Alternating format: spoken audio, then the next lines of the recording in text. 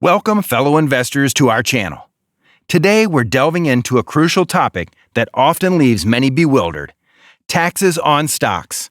Whether you're a seasoned pro or just taking your first steps into the exciting world of investing, this video is here to equip you with a basic, entry-level understanding of the tax implications involved in buying and selling stocks. Now, before we embark on our exploration, it's important to note that I'll be addressing this topic from an entry-level perspective. This video serves as an essential starting point, fitting perfectly within our series designed to empower beginners in the stock market. As a formal financial advisor and investor, I understand the confusion and questions that can arise when it comes to taxes on stocks, so that's precisely why I've created this dedicated resource for you. So let's jump right in. Question 1. Will I pay taxes on stocks if I don't sell my stock? The answer is no. If you hold on to your stocks without selling them and their value increases, it's referred to as an unrealized gain. You only incur tax consequences when you sell the stock and generate a realized gain. In other words, taxes are applicable only when you close your position by selling the stock and realize a gain. Hence, the term realized gain signifies that you have recognized and actualized a gain. It is important to note that taxes are levied solely on realized gains. So if you purchase a stock and hold it as it appreciates throughout the year, you will not be required to pay taxes on that unrealized gain. These unrealized gains are essentially the gains that you have not yet realized. This is a great and frequently asked question by many investors, and the answer is no. Question 2. Will I have to pay taxes on stocks if I sold them for a gain, but left the proceeds in my brokerage account? The answer is yes. Even if you sell your stocks for a gain and leave the money in your brokerage account without withdrawing it to your bank account, you are still liable to pay taxes on the realized gain. The crucial factor here is when you close your position and realize the gain, rather than the movement of funds between your brokerage account and your bank account. Regardless of whether you withdraw the money or leave it in your brokerage account, the taxes are determined based on the realized gain. It's important to understand that the tax situation is separate from what you choose to do with the proceeds. So if you sell your stocks and realize a gain, and the money remains in your brokerage account, you are still obligated to pay the taxes on that gain. The subsequent handling of the funds does not impact tax liability. Question 3. How much in taxes will I pay on my stock gains?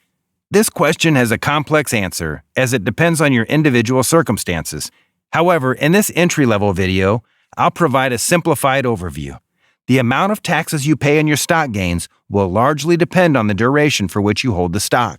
If you buy a stock and sell it for a gain within 1 year, it falls under the category of short-term capital gains. Short-term capital gains are subject to your regular tax rates, which align with your income tax brackets. On the other hand, if you hold the stock for a year or longer and then sell it, you will be subject to long-term capital gains. Long-term capital gains enjoy more favorable tax rates. These rates are often lower than the regular tax rates applied to short-term gains.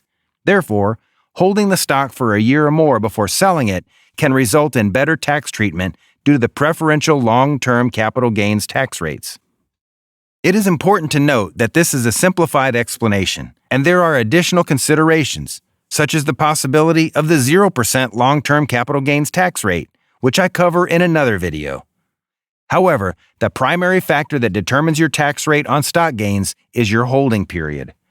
Remember, the duration for which you hold the stock will play a significant role in dictating the tax rates you will be subject to on your gains from stocks. Question 4. What happens if I sold my stock for a loss? If you find yourself in a situation where you sold your stock for a loss, it may be disappointing, but there's a silver lining when it comes to taxes. Losses on stocks have a beneficial aspect for tax purposes. It's crucial not to overlook or disregard your stock losses because they can be valuable deductions. Deductions are advantageous as they reduce your taxable income.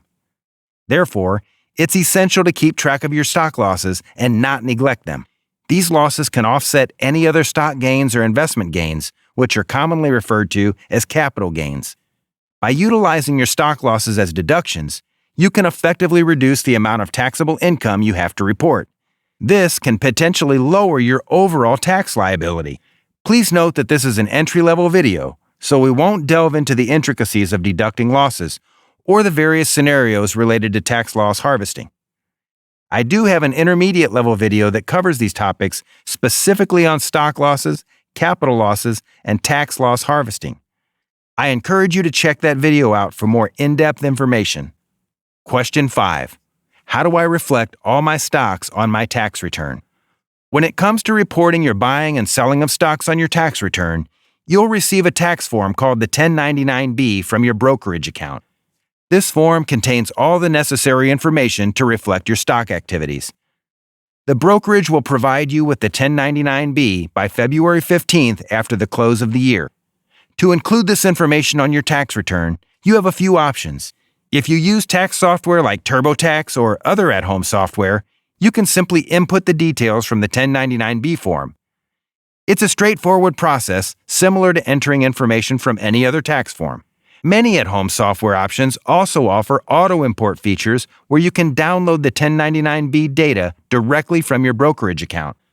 Alternatively, if you have an accountant, you can provide them with the 1099-B form.